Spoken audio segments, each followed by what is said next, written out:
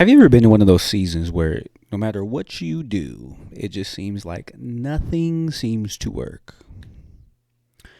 Your boy a few months ago was definitely there. It was absolute trash. I couldn't afford to pay my bills. I couldn't afford groceries. My kids needed clothes. I couldn't even afford gas to get to the job. I was struggling, bruh. Like, I'm not gonna lie to you. I'm not gonna hold you. It was tough. Things felt hard. And the reality is I have responsibilities. I have wife, kids, dogs, and it so happens that I live in the most expensive city in the world, right? One of them, at least. And let me tell you, I can't even afford at the time, couldn't even afford to bring my family to dinner. And I'm going to be honest with you, it was actually embarrassing. As a man, it was embarrassing. And the thing is I was doing everything that you're supposed to do. Everything that they told me to do. They told me go to school, get a job, right? And so I did that. I went back to school for some medical stuff. For 6 months applied for jobs. I followed up. I tried to set meetings. I was out there trying. I was doing the whole deal. And you want to know what happened by doing all of those things? Nothing. Nothing happened, bruh. Nothing changed. And I remember even thinking at the time, too, I was like, even if I do get a job, right? Living in California, okay? If I make less than $25 an hour, right? That's not gonna do nothing. That's peanuts. That's not doing anything. That's not making any type of change, right? Like, and it's just so crazy to me because it's like even with a a job, you can barely live. Gas is expensive, groceries are expensive, rent is expensive, and I started to get frustrated, bro. Like, I felt like I just could not get ahead, and I felt like I was low key giving up a little bit. So with that, I started to actually try to pivot, right? I tried to ask myself, okay, what do I have control of? And I remember that the great Jim Rohn had said, if you learn to work harder on yourself than you do your job, if you work hard on your job, you'll make a living.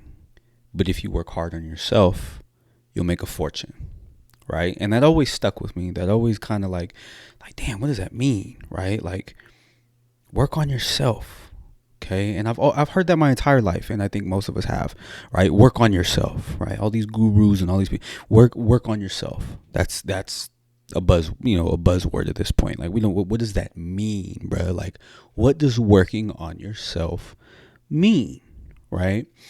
So I like knowing that it's like, okay, I know I need to work on myself. Shit ain't working out for me. Things are going left. Okay, I got to work on myself. Like, where do I start by working on myself? And what does that even look like? Right? Most people say work on yourself. Where do you begin? Right? And so through trial and error, I started to figure out some things, right? And I was like, okay, with everything I've learned and read, I was like, okay, let me just try this one thing. So the first thing when you're trying to get ahead, right? You're trying to change your life, is you got to start paying attention to the story that you're telling yourself.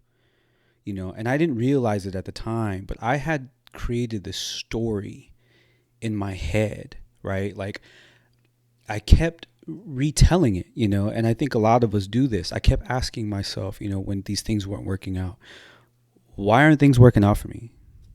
Like, why does it seem like I can't catch a break? Like, why can't I figure this out? And why does it feel like I'm always struggling? And why do I feel like I'm doing everything by myself? And a lot of these thoughts kept replaying over and over, right? They were a story I was telling myself, right? And it's interesting because I was telling myself a story and I was never questioning that story. I was never thinking outside of anything different than that story, right? Of me struggling, of things being hard, of a constant struggle.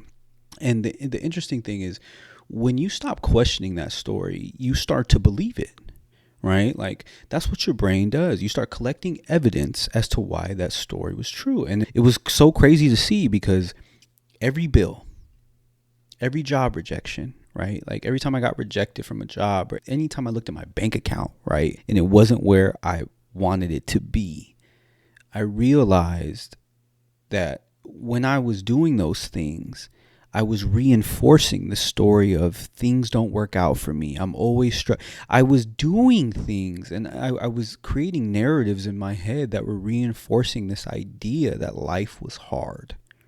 Right. And without even knowing it, I didn't even realize that when I'm in this place, I'm actually rehearsing all my problems all day long. I'm just rehearsing them. I'm creating narratives about the issues that I'm experiencing. You know, I wasn't rehearsing any type of solutions. I wasn't thinking about opportunities or possibilities or things that I could do. I was just focusing so much on the negative, on what wasn't happening, you know? And so I decided to start challenging that story. And because I knew that I couldn't change my circumstances right away. I've been applying for jobs, right? And so I was like, let's challenge the narrative, right? When something would happen and let's just say I would hear in my mind, nothing's working out. I would challenge that and I would say, everything is working out as it should be, right? When money started feeling scarce and I started feeling like, man, I'm not going to be able to make rent or this or that, I started telling myself, my supply is increasing. Things will happen. Things will start to make sense. Like money will come to me, right? And I know most people think that when they, you know, by challenging those things, that's all, it's just positive thinking, you know, and the difference between what I was doing versus positive thinking was that I wasn't pretending that everything was okay. I wasn't sitting here acting like it. I knew that my situation wasn't the best, but what I wasn't doing was I wasn't going to keep replaying this old story, right? You know, so what I started to do was change the meaning of the story. You know, I was realizing that things were going how the things I was experiencing was happening because of the things I was telling myself, right? Like the things I was constantly rehearsing and saying, you know? So the second thing I realized was I had spent months trying to change my circumstances. I was looking outside of myself to get ahead. And instead of focusing on changing myself, right? And it's interesting because like when things get hard, we always look externally, right? We look for a different job, more money, a different relationship, another opportunity. We start to think that the answer to a lot of our issues are outside of ourselves, when in reality, we are the change that we seek, right? You know, and so what I noticed is that when I started to chase a lot of these things external to myself, I kept applying for these jobs, right? Expecting them to come and save me. Doing all of these things external and not focusing on changing myself, I've noticed it just created more frustration in my life. I was more angry. I was more irritated. I was like, yo, like, I just feel like I can't do anything.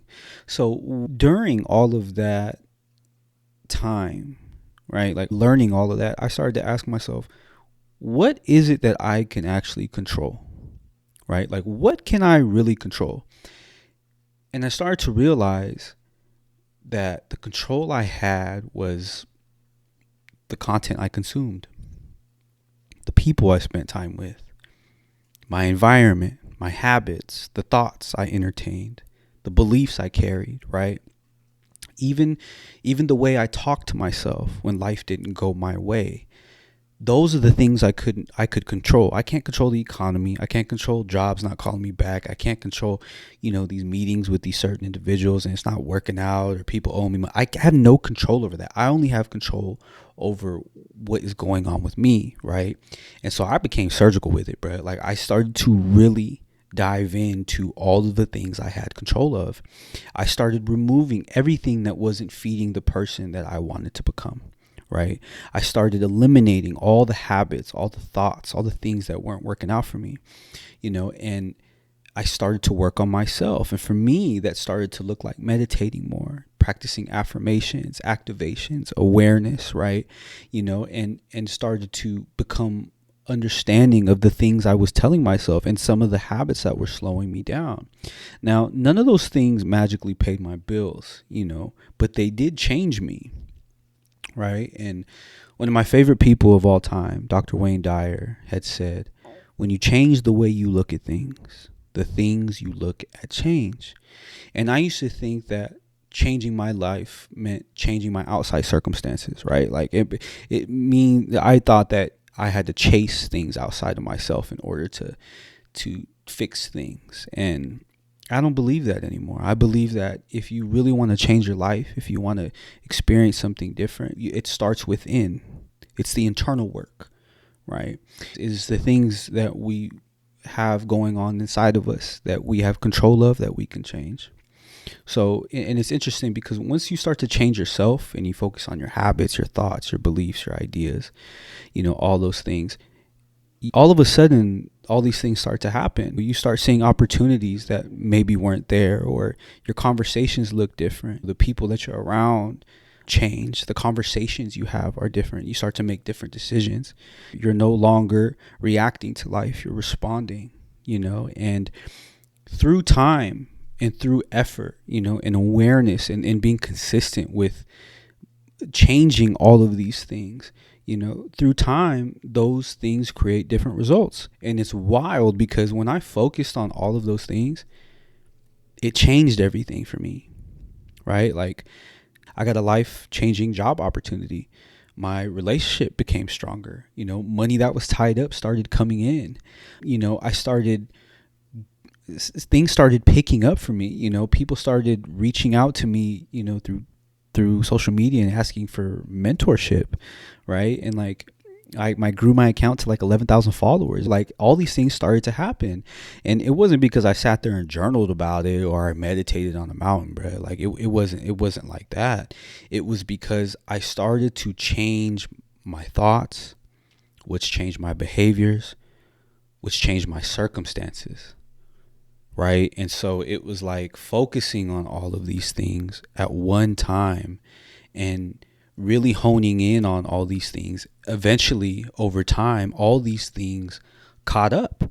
They caught up to me, and it was crazy because I did the exact opposite of what everybody told me to do, which was to go to school, get a job, and act like everything is going to work out. So I want to leave you with this. Like, if things feel hard right now and you feel like there's a lot of things outside of your control, I want you to start asking yourself what you can control. What are some of the habits that are holding you back? What are some of the thoughts that are no longer serving you? Who are some of the people that you're around that are negative or who are just taking life and energy from you, right? Think about the things that you are in total control of. Like, what are some, patterns of behavior that you are constantly engaging in that are no longer serving you, right? Like, these are things we are in full control of. And if life has feel like it's hit a plateau or you're stuck, start doing some self-evaluation. Go internal. Start seeing the things that you need to change so you can create a change in your own life,